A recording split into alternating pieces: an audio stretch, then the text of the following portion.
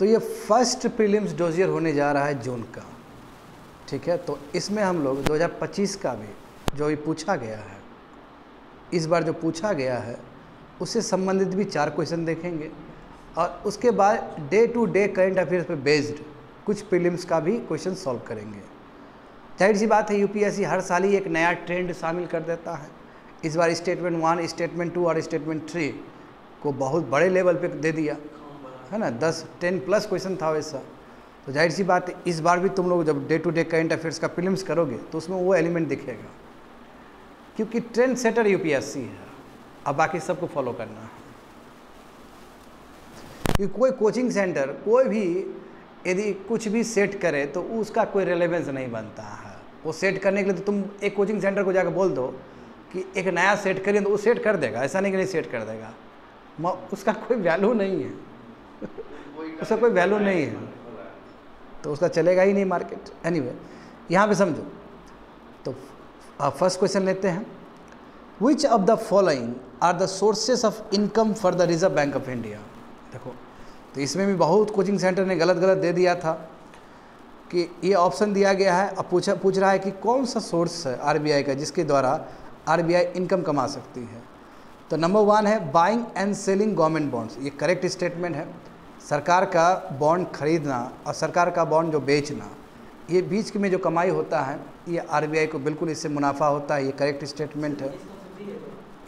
नहीं पहले समझो ना, मैं सबको समझाता हूँ, डोंट वरी। नंबर 2 देखो, buying and selling foreign currency, बिल्कुल सही बात है। और हम तो जानते हैं सब ज़्यादा आरबीआई इसी सोर्स से कमाती है और हमारा सबसे अधिक जो बाइंग और सेलिंग फॉरेन करेंसी है वो डॉलर में ही है। तो जो यूएस का ट्रेजरी बिल है उसमें बहुत इन्वेस्ट करते हैं भारत में आरबीआई स्पेशली। ये स्टेटमेंट करेक्ट है। पेंशन फंड मैनेजमेंट, ये आरबीआई का काम नहीं है, ये आरबीआई का डोमेन ही नहीं है। प्राइवेट कंपनी को आरबीआई कभी पैसा दे ही नहीं सकती है। यदि वो कंपनी यदि पैसा देना होगा तो वो बैंक ही को दे सकती है अंडर रिपो रेट। और देखो 5th वन जो कि सबके लिए कन्फ्यूज़न रहा है इस बार, तो ये क्या है, केवल प्रिंटिंग नहीं है, डिस्ट्रीब्यूटिंग भी है। अब इसका मतलब समझो, यदि आरबीआई को 500 का नोट छापना हो तो आरबीआई को लगभग आरबीआई को 5 से 10 रुपया, 5 रुपये के आसपास, 5 से 10 रुपये के आसपास उसको लगता है। ऐसे कुछ रकम है, जाके चेक कर लेना, है ना। हाँ, कुछ दिन पहले हम जब एडिटोरियल्स पढ़ा रहे थे 15 बोले थे, तो वही 5 या 10 के रेंज में है। कई जगह पे अलग अलग लिखा गया, बोलने में गलती हो गया होगा उस समय। एनीवे तो समझो ना, बहुत माइनर अमाउंट लगता है, बहुत कम पैसा लगता है। तो प्रिंट का, अच्छा प्रिंट करने में आरबीआई का खुद पैसा लग रहा है, ये समझो। तो ये आरबीआई के लिए एक्सपेंडिचर हो गया। मतलब जब आरबीआई इसी मनी को बैंक के लिए दे रही है तो फिर आरबीआई को वहाँ से कमाई हो रहा है, फिर आरबीआई को वहाँ। तो केवल यहाँ पे प्रिंटिंग वर्ड रहता तो गलत हो जाता। प्रिंटिंग के साथ डिस्ट्रीब्यूशन भी है, डिस्ट्रीब्यूटिंग भी है। तो प्रिंटिंग और डिस्ट्रीब्यूटिंग के वजह से देखो 5 रुपया या 10 रुपया लगा 500 का नोट छापने में, तो तुम 500 को घटाओ 5 रुपया से या 10 रुपया से, तो 490 रुपये के आसपास बन जी, और वो देगा वो बैंकिंग सिस्टम में, तो उतना तो उसको मुनाफा हुआ है। अच्छा, ये छपता कैसे करेंसी जैसे हम लोग हेलीकॉप्टर मनी या क्वांटिटेटिव ईजिंग वाला पॉलिसी नहीं फॉलो करते, जो कि वेस्टर्न कंट्री फॉलो करता है और किया भी है कोविड के टाइम में। हम लोग नॉर्मली क्या करते हैं कि हम लोग अपना एस्टिमेट करते हैं कि हमारा जीडीपी क्या होने जा रहा है। जैसे हम जानते हैं कि 25 और 26 में अनुमान हम ये लगा रहे हैं कि 6.5% के आसपास ग्रोथ करेंगे, तो उसके लिए हमको पैसा चाहिए लिक्विडिटी। तो उसके लिए जो नेशनल स्टैटिकल जो इंस्टीट्यूट है भारत का, वो इशू करती है कि 6.5% से जीडीपी ग्रोथ होने वाला है, इतना इतना लिक्विडिटी होना चाहिए। तो फिर ये जाएगा फाइनेंस मिनिस्ट्री के पास। अब फाइनेंस मिनिस्ट्री ओके बोलेगी तब जाके आरबीआई फिर करेंसी को छापती है। बात समझे? तो आरबीआई ऐसे अपने मन से करेंसी नहीं छाप सकती है।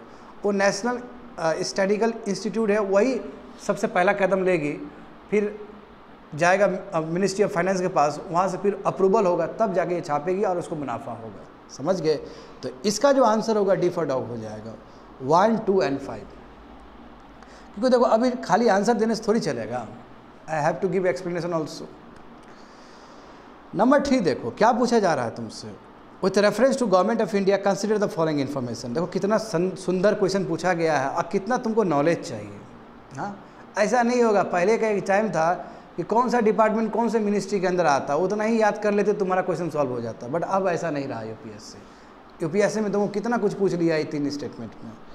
तो जो ईडी बोला जा रहा है, director of enforcement, that is ED का बिल्कुल यही काम है कि जो फ्यूजिटिव इकोनॉमिक ऑफेंडर्स एक्ट 2018 है उसको इन्फोर्स करना।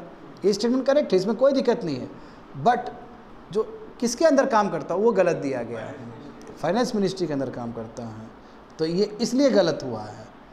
सम ऑफ इट्स फंक्शन उसमें गलत नहीं हुआ है, सम ऑफ इट्स फंक्शन में वो सही है, वो गलत हुआ। नंबर 2 देखो, डायरेक्टर ऑफ रेवेन्यू इंटेलिजेंस, बिल्कुल इसका काम है जो कस्टम्स एक्ट 1962 को जो प्रोविजंस है उसको इन्फोर्स करना, और ये भी करेक्ट है कि डिपार्टमेंट ऑफ रेवेन्यू के अंदर आता है जो कि मिनिस्ट्री ऑफ फाइनेंस के अंदर है, ये करेक्ट स्टेटमेंट है। नंबर 3 देखोगे, director general of system and data management, ठीक है, तो इसका काम है कि यदि मान लो कि कोई भी टैक्स इवेजन वाला काम हो रहा है, ठीक है, तो उस पर नियंत्रण करना, यानी कि बिग डेटा एनालिटिक्स पे काम करना ताकि टैक्स ऑफिसर्स को फ़ायदा हो सके और वो टैक्स इवेजन को रोक सके, ये करेक्ट ऑब्जेक्टिव है। और ये भी बिल्कुल सही बात है कि डिपार्टमेंट ऑफ रेवेन्यू और मिनिस्ट्री ऑफ फाइनेंस के अंदर रहता है। तो इसका आंसर क्या हो जाएगा? Before ball only 2 statement. मतलब इतना गहरा समझ होना चाहिए, और कहीं ना कहीं तुम लोग को समझ था भी, जैसे हम कुछ मिनिस्ट्री के बारे में कहीं बोले भी थे, और हर साल ही हम बोलते हैं प्रीलिम्स पहले कि मिनिस्ट्री को समझना ज़रूरी है, उसका अंदर का चीज़ों को, और पूछ लिया है। सबसे बड़ी बात है कि बोलना आसान होता है, इतना मिनिस्ट्री है, MHA से लेके मिनिस्ट्री ऑफ फाइनेंस, उस पर कंट्रोल करना, बताओ, उस पर ही केवल कंट्रोल नहीं करना, उसके फंक्शन पे भी कंट्रोल करना है, तो बहुत बड़ा ये ओपन एंडेड वाला चीज़ है ये।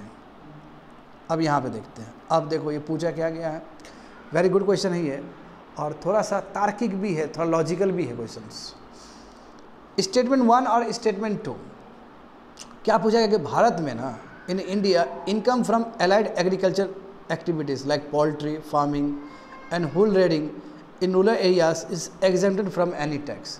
देखो थोड़ा सा भी कॉमन सेंस रहेगा तो ये स्टेटमेंट को तो तुम बढ़िया से उसको कट कर सकते हो, क्योंकि ये बात सत्य है कि यदि इनकम टैक्स एक्ट देखोगे तो ये बात सत्य है कि कोई भी एग्रीकल्चर लैंड से कमाई हो रहा है, एग्रीकल्चर मतलब क्या, यदि प्रोडक्शन क्रॉप्स का हो रहा है, प्रोसेसिंग हो रहा है, तो उसमें तो कोई टैक्स नहीं लगता है, बट डैट डजंट मीन उस पर कोई टैक्स नहीं लगता है, वो एग्जेम्प्टेड है, बट डैट डजंट मीन कि जो एलाइड एक्टिविटी है उसके ऊपर भी टैक्स ना लगे, उसके ऊपर टैक्स लगेगा। जैसे पोल्ट्री फार्म हो गया, हुल रेडिंग हो गया, ये टैक्स लगता है इस पर, तो ये स्टेटमेंट अपने आप खत्म हो गया। अच्छा, ये स्टेटमेंट खत्म हो गया तो आंसर तुमको अपने आप मिल गया। भारत में देखो ये भी इंपॉर्टेंट है, भारत में ना जो रूरल हिंटरलैंड है, बढ़िया समझना, जो रूरल हिंटरलैंड है और वहाँ पे कोई एग्रीकल्चर लैंड है, तो उसको यदि कोई बेचता है तो उससे कभी भी कैपिटल गेन टैक्स सरकार उठाती नहीं है, सरकार लेती नहीं है, बात समझे। मैं वही एग्रीकल्चर लैंड यदि शहर के आसपास रहे, उसी तरह का एग्रीकल्चर लैंड यदि शहर के आसपास रहे, क्योंकि शहर के वैल्यू की वजह से वो जो अभी तुम 1 लाख में खरीदे हो तो नेक्स्ट ईयर तुम्हारा हो सकता है तुम 2 लाख में बेच सकते हो, तो वहाँ पर भी टैक्स लग सकता है। मैं हिंटरलैंड में 1 लाख में तुम इस बार खरीदे हो तो जरूरी नहीं कि तुम्हारा अगला साल 2 लाख में ही होगा, क्योंकि उसका डिमांड ज़्यादा नहीं होता है, बात समझ गए। तो इसलिए स्टेटमेंट करेक्ट है। In India rural agriculture land is not considered a capital asset. यदि कैपिटल एसेट ये कंसिडर करते तो जाहिर सी बात है कैपिटल गेन टैक्स लगता है इसके ऊपर, समझे। तो ये आंसर क्या हो जाएगा? डी फॉर डॉग हो जाएगा कि तुम्हारा स्टेटमेंट 1 गलत हुआ और स्टेटमेंट 2 सही है, समझ गए ना। हाँ, आगे देखते हैं। अच्छा देखो, ये सवाल जो 8 नंबर है ये कोई बहुत बड़ा सवाल नहीं है, हालांकि इस पर चैट जीपीटी भी उल्टा पुल्टा कुछ से कुछ बता रहा है, मैं इसमें ये एलिमिनेशन प्रोसेस है, ये तो बन जाएगा कैसे। देखो, और ये न्यूज़ में रहा है, ऐसा नहीं कि न्यूज़ में नहीं रहा, ये न्यूज़ में रहा है, क्योंकि अभी 6 महीना का भी ट्रैक करोगे शेयर मार्केट का तो ये बात था कि जिस हिसाब से डेरिवेटिव में, वही डेरिवेटिव मतलब वही फ्यूचर ऑप्शंस कॉन्ट्रैक्ट वाला वो जो है जिसमें बहुत रिस्क है, तो बहुत सारे लोग पैसा लगा रहे थे, डूब भी गए थे। तो इसलिए सेबी ने एक रेगुलेटरी मेजर्स लिया था और इन लोगों को बताया था कि जो फ्यूचर ऑप्शन सब है, डेरिवेटिव वाला जो चीज़ है उसमें थोड़ा सावधान रहिए। तो थर्ड स्टेटमेंट तो अपने आप में कट जाएगा उस हिसाब से कि रेगुलेटरी बॉडी है सेबी के रूप में, जो हमेशा स्मॉल इन्वेस्टर को सलाह देता है कि इस तरह का रिस्की वाला एलिमेंट पे, है ना, ऑप्शंस पे, फ्यूचर्स पे आप मत लगाइए। नंबर 3 काटोगे तो आंसर तुम्हारा पड़ा हुआ है और A और 2 सही है। इंडिया देखो large portion of all equity option contracts traded globally, 10 grade boom हुआ है, ये भी बात सही है। और इंडिया का स्टॉक मार्केट इतना अच्छा चला गया कि हांगकांग को भी ओवरटेक कर लिए हम लोग। अच्छा, जो यूएस का है वो डिस्टेंट फर्स्ट है, उसका कोई मुकाबला ही नहीं है, हम उसको क्रॉस करके शायद 4th बने थे, 4th अच्छे स्टॉक मार्केट में हमारा नाम आया था, हांगकांग को भी पीछे कर दिए थे। तो खैर वो तो बात की बात है, मगर 3rd ही यदि एलिमिनेट हो जाएगा तो आंसर तो अपने आप हो गया, ए फॉर एप्पल हो जाएगा, समझ गए। चलो अब यहाँ पे देखते हैं, which of the following 2 countries are in the news in recent years due to oil boom after the discovery of huge offshore reserves। हुआ क्या कि 2 कंट्री क्या कर रहा है, क्लेम कर रहा है कि जो ऑफशोर रिजर्व पाया गया, अब जैसे ऑफशोर रिजर्व पाया जाएगा तो जानते हो कि एक ऑयल बूम हो जाएगा उस कंट्री में। जैसे यूनाइटेड स्टेट्स को सेल गैस मिला ना, उसके बाद यूनाइटेड स्टेट्स कितना आगे निकल गया प्रोडक्शन में, ऑयल प्रोडक्शन, वही क्रूड प्रोडक्शन में। तो वो कंट्री कौन सा 2 कंट्री है जहाँ पे ये चीज़ हुआ था, तो वो बी फॉर बॉल है, गुआना और सूरीनाम है। यदि देखोगे साउथ अमेरिकन कंटिनेंट में देखोगे तो गुआना और सूरीनाम बगल में ही सटा हुआ है, और वहीं पे ऑफशोर मिला था। तो ऑफशोर जानते हो, कोई भी क्लेम करेगा कि मेरा टेरिटोरियल जुरिडिक्शन के अंदर आता है, मेरा वाटर है, ये मेरा वाटर है, तो वहीं पे ये पाया गया, तो बी फॉर बॉल हो जाएगा, समझ गए। हाँ, यहाँ पे देखो, अच्छा ये जो है आई मस्ट से कि ठीक है फिल्म्स के फॉर्मेट में क्वेश्चन पूछा गया है, बट ये रिसेंट फाइंडिंग्स। अच्छा, ये जो भी चीज़ लिखा गया है इस पे भी एक मत नहीं है, 2 मत है। क्या है पहले समझ आते हैं। देखो 1950 से लेके अभी तक का जो डेटा देखोगे, 2025 तक का, 2024-25 तक देखोगे तो नॉर्दर्न हेमिस्फीयर जो लगभग 1.2% से तपा है, जो 90 में तपा था उसके कंपेयर में अभी देखोगे तो 1.2% से वार्म हुआ है। मैं इंडिया एक्सेप्शन है, इंडिया क्या है केवल 0.6 से तपा है। तो सबसे बड़ा सवाल है कि इंडिया इतना बड़ा पोल्यूटेंट का सोर्स है, इतना ज़्यादा पोल्यूटेंट क्रिएट करता है, उसके बाद भी इंडिया क्यों कम तपा है। तो आंसर भी उसी में छुपा हुआ है, लॉजिक भी उसी में छुपा है। एक सेट ऑफ जो साइंटिस्ट है वो कहते हैं कि चूँकि इंडिया बहुत ज़्यादा ही एमिट करता है फॉसिल फ्यूल्स से, है ना, बहुत सारा जो भी रिलीज़ हो रहा है, एरोसोल रिलीज़ हो रहा है, क्रॉप बर्निंग से, इंडस्ट्रियल एक्टिविटी से जो एरोसोल जो रिलीज़ हो रहा है वो एक तरह से ब्लैंकेट के रूप में काम कर रहा है, और जो लाइट आ रहा है ऊपर से उसको रिफ्लेक्ट कर दे रहा है। यही कारण है कि इंडिया में उतना गर्मी नहीं हुआ जितना नॉर्दर्न हेमिस्फीयर में गर्मी हुआ है। हाँ, मगर इस पे कोई यूनिवर्सल मंजूरी नहीं है। दूसरे सेट ऑफ साइंटिस्ट ये भी बता रहे कि नो ये तर्क में दम नहीं है, लॉजिक कुछ और होना चाहिए। ठीक है, ये कह सकते हो कि रिसर्च का विषय है, ये आने वाले समय में हमें पूरा क्लैरिटी पता चलेगा, मगर उसी पे बेस तुम्हारा ये क्वेश्चन पूछा गया है। तो उस हिसाब से देखोगे दोनों स्टेटमेंट करेक्ट है। Since 1950s India has warmed about 0.6%, only about half the warming seen in other regions of the northern hemisphere. सही बात है ये। और सेकेंड भी वही दिया गया कि इसका लॉजिक क्या दिया कि जो एरोसोल्स जो फॉसिल फ्यूल कंबसन से जो प्रोड्यूस हो रहा है, क्रॉप बर्निंग से प्रोड्यूस हो रहा है, इंडस्ट्रियल एक्टिविटी प्रोड्यूस हो रहा है, वो एक तरह से टाइनी मिरर की तरह काम कर रहा है और लाइट को रिफ्लेक्ट कर दे रहा है। यही कारण है कि ज़्यादा लाइट नीचे नहीं पहुंच रही है और यहाँ पे ज़्यादा वो तुम्हारा गर्मी नहीं हो रहा।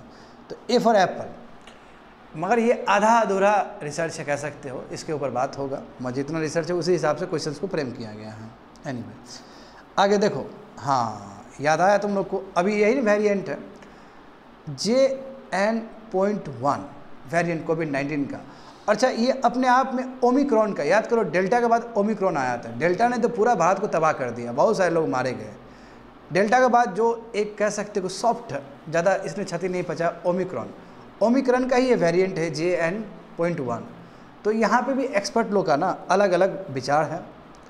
कई लोग कह रहा है कि फिर से कियोस मच जाएगा भारत में, कई लोग बोला है कि नहीं मचेगा, क्योंकि अब हम लोग रहना सीख लिए। कोविड-19 20 में हुआ, उसके बाद हमने वैक्सीन भी लिया, हम इतना दिन तक रहे भी, तरह तरह का वायरस आया भी होगा बॉडी में, हम इम्यून हो गए। एक बिलीव ये भी है।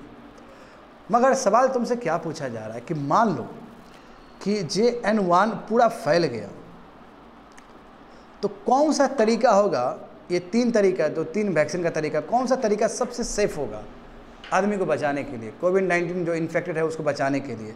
तो इसका मैकेनिज्म तुमको पता होना चाहिए। तो इसका आंसर होगा mRNA वैक्सीन। इसका जो आंसर होगा क्या होगा, mRNA। इसका लॉजिक में दे रहा हूँ, पहले तो क्वेश्चन समझ लो। With the surfacing of JN.1 variant of कोविड-19 द डिसेंडेंट ऑफ ओमिक्रॉन, जो ओमिक्रॉन से रिलेटेड है, which of the following existing vaccine is highly amenable for modification and roll out at a faster fast. कौन सा vaccine तुम सबसे तेज़ी से चला सकते हो जिससे तुम्हारा बीमारी खत्म हो जाएगा, JN.1 वेरिएंट। तो वो mRNA वैक्सीन, क्योंकि mRNA में हम क्या करते हैं कि बाहर से ही प्रोटीन को कोट करके भेजते हैं, तो वो तेज़ी से वो तुम्हारा इम्यून सिस्टम को डेवलप कर पाए, क्योंकि बाहर से ही हम लोग कोट करके भेजते हैं, ये कारण है। समझ गए? आगे देखो। अच्छा, Kunming Montreal global biodiversity framework 2022, याद करो कनाडा, उसका फिर चाइना। इसमें पूछा जा रहा है कि कौन सा पार्ट नहीं है, 4 दिया गया है, 4 में कोई एक पार्ट नहीं है। तो प्लेसिंग 30%, देखो अभी लैंड और सी एरिया, अभी लैंड देखोगे तो वही 10 से लेकर 15% प्रोटेक्टेड है, मरीन कहोगे तो 8 से 9% ऐसे कुछ प्रोटेक्टेड है। तो ये दोनों को ना 30% प्रोटेक्ट करने का बात है, लैंड हो चाहे सी हो चाहे रिवर हो, 30% प्रोटेक्ट करने का बात था। तो ये पहला स्टेटमेंट तो सही हुआ।